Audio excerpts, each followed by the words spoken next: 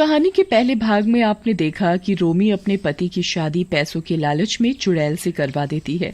शादी के बाद चुड़ैल दुल्हन के कपड़ों में राम का इंतजार कर रही होती है।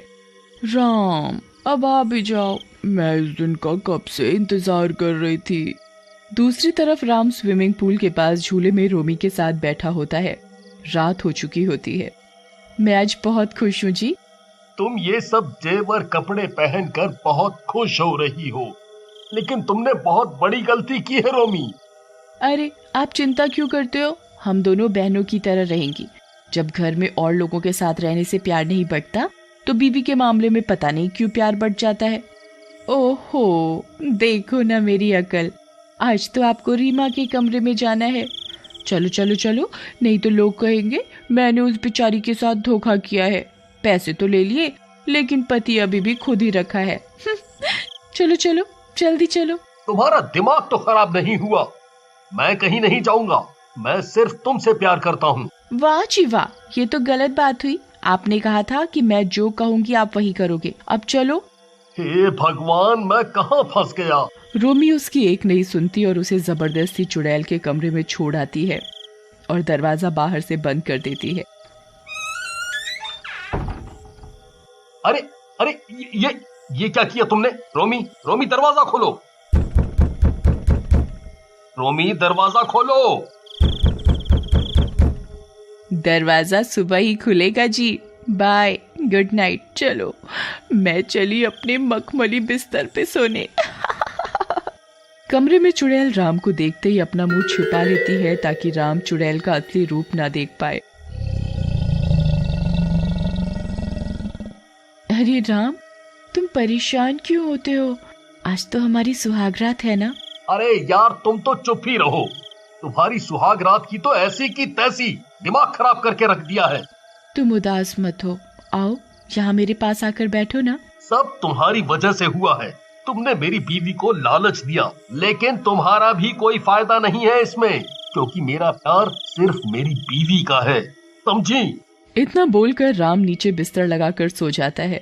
कोई बात नहीं राम, कब तक मुझसे प्यार नहीं करोगे? मैं तुम्हारा जिंदगी भर इंतजार कर सकती हूँ। अगली सुबह। अरे रीमा, तुम रसोई में खाना क्यों बना रही हो? नौकर है ना, वो बनाएगा। और ये क्या रूखी सूखी सी साड़ी पहन रखी है? नहीं दीदी, मैं राम के लिए अपने हाथों से बनाऊंगी खाना। उन्हें बाहर का पसंद नहीं है ना, और ना ही ज्यादा चमकने वाले कपड़े, इसलिए मैं ऐसे ही ठीक हूँ। अरे अब तो हम अमीर हो गए हैं, घर में बनाने की मेहनत क्यों करनी? और हाँ पतिदेव जी, आपको भी काम पे जाने की कोई जरूरत नहीं। इतना पैसा है, अब आराम करो, घूमो फिरो, ऐश करो। नहीं, पैसा तुमने कमाया है, मैंने नहीं। मैं जैसे काम करता था वैसे ही करूँगा। तभी वहाँ पिंकी और राहुल आते हैं। माँ, हमें स्कूल के लिए तैयार कर दो ना। अरे अरे, हटो हटो, मेरी साड़ी खराब हो जाएगी। क्या कर रहे हो तुम दोनों? जाओ, सक्कू बाई तुम्हें तैयार कर देगी।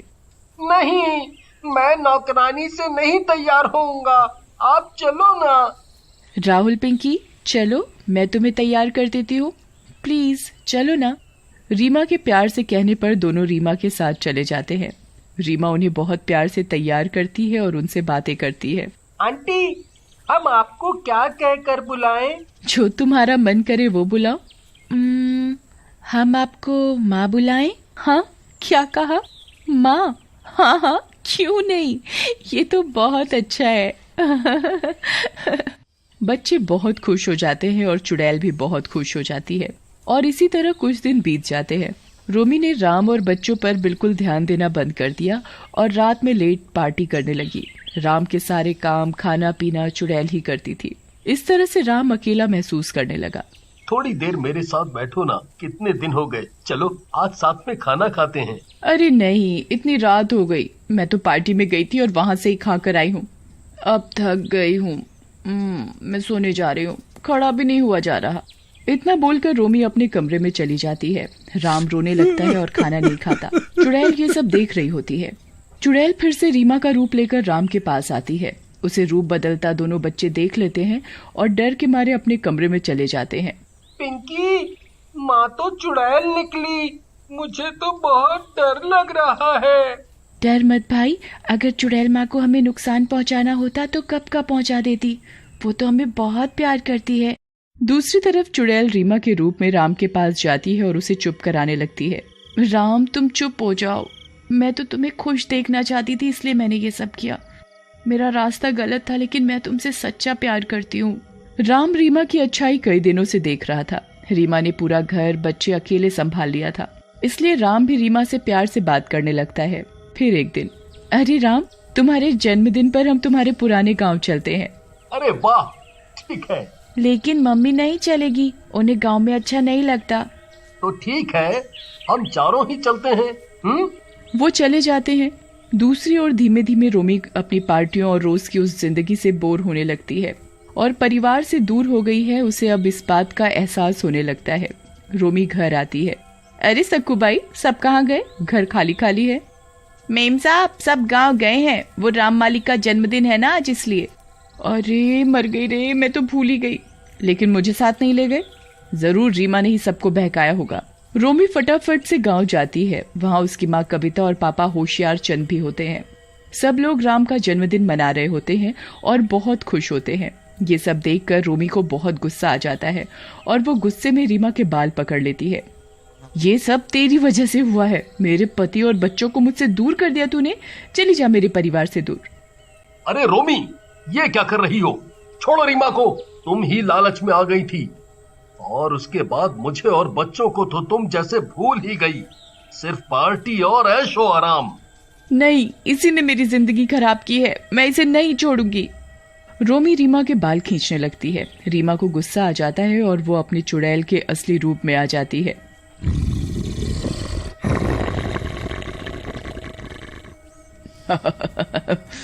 बस बहुत हुआ तुम्हारा नाटक रोमी। रीमा को चुड़ैल रूप में देखकर सबकी आंखें फटी की फटी रह जाती हैं।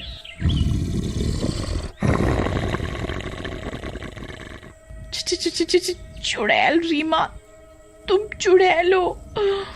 मर गई रे। मम्मी, हमें तो पहले से ही पता था कि रीमा माँ एक चुड़ैल है। हमने देख लिया था। हाँ पापा, वो हमें इतना प्यार करती है इसलिए हमें डर नहीं लगा और हमने किसी को नहीं बताया। क्या? लेकिन रीमा, तुमने ये सब क्यों किया? राम, मैं तुम्हारे बचपन की दोस्त हूँ रीमा। जब मैं बड़ी हुई तो मेरे पिताजी तुम्हारे पास मेरा रिश्ता लेकर आए थे, लेकिन तुमने शादी के लिए मना कर दिया और मैं तुमसे बहुत प्यार करती थी। तुम्हारे मना करने का सदमा मैं सहन नहीं कर पाई और मैंने आत्महत्या कर ली थी। पर मरने के बाद भी मुझे शांति नहीं मिली। उस दिन जब मैंने खेतों में रोमी को पैसों के लिए तुमसे लड़ते देखा तो मैंने सोचा कि रोमी को लालच देकर मैं तुमसे शादी कर लेती हूँ। अच्छा, तुम रीमा हो? लेकिन मैं तो किसी से मिला ही नहीं। बस माँ ने बताया कि शादी का रिश्ता आया है और उस समय मैं शादी नहीं करना चाहता था क्योंकि कुछ कमाता नहीं था, इसलिए मैंने मना कर दिया। मुझे नहीं पता था कि वो तुम्हारे पिताजी थे। वो जो भी हो जी, इसने मेरे साथ धोखा किया है। मेरा पति वापस कर। नहीं, तुम लालची हो। राम मेरा है, मेरे साथ ही जाएगा। इतना बोलकर सब रीमा के साथ चले जाते हैं और रोमी अकेली रह जाती है। अगले दिन वो अपने बंगले पर जाती है। मुझे माफ कर दो पिंकी राहुल, तुम तो मेरे साथ ही रहो, तुम छोड़ के मत जाओ। राम। नहीं रोमी, तुमने पैसे लेकर रीमा को मुझे बेचा है। अब मुझे उसके साथ ही जाना होगा। मम्मी, हमें भी माँ के साथ ही अच्छा लगता है। रोमी को अपनी गलती का एहसास होता है। रीमा, मुझे माफ कर दो। मैं सारा बंगला पैसा सब तुम्हें वापस कर दूंगी। मुझे कुछ नहीं चाहिए। बहुत बड़ी गलती हो गई मुझसे, बहुत बड़ी गलती हो गई। इतना बोलकर रोमी रोने लगती है। रोमी, रो नहीं। मैं राम से सच्चा प्यार करती हूँ, इसलिए मैंने उनसे शादी की। अब मुझे मुक्ति मिल जाएगी और तुम भी अब राम की कदर जान चुकी हो। राम सिर्फ तुमसे प्यार करते हैं। तुम्हारी अकल ठिकाने लगाने के लिए ही मैंने ये सब किया था, ताकि तुम पैसों को ही अहमियत ना दो। अब तुम साथ में खुश रहना और मैं भी अब चैन से मुक्त हो सकती हूँ। क्या? नहीं रीमा, अब मुझे पता चल गया कि पैसा उतना जरूरी नहीं। तुम मत जाओ, हम सब साथ मिलकर रहेंगे। नहीं, मुझे तो एक दिन जाना ही था और राम से मेरी शादी हुई और मुझे राम का प्यार भी मिला। बस मेरे लिए काफी है। इतना बोलकर रीमा मुक्त होकर चली जाती है।